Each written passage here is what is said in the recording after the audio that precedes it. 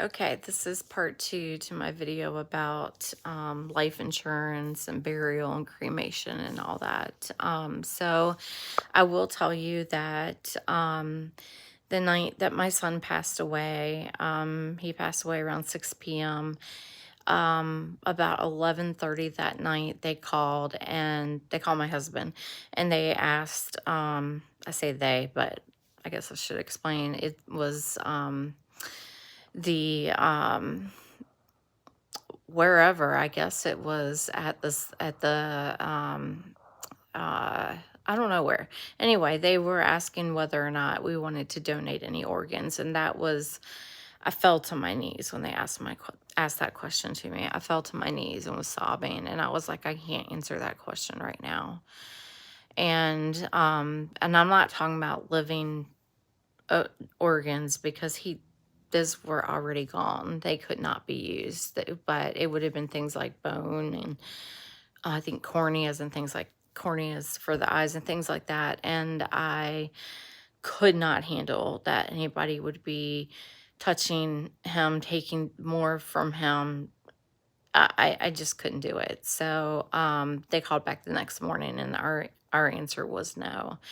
Um, it might be different when you're, 80, but I just couldn't do it for my 14-year-old son, who had just taken his life in a very violent way.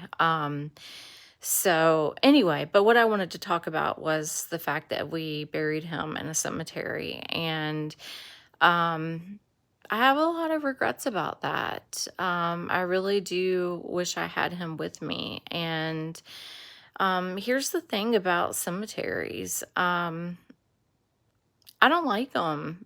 I go occasionally. I make sure they've always got flowers. I say them because remember my spouse died too. Um, I'll go out there because they don't clean it up. I go out there and clean up all the leaves that fall during the fall. But I really wish I had him here with me, and that he would always be with me instead of having to go to that cemetery. And to be completely honest with you, I went from going once a day for like a year to not going for well over a year. And I need you all to know that that is perfectly normal. Um, I've gone out probably 4 or 5 times in the past 6 months.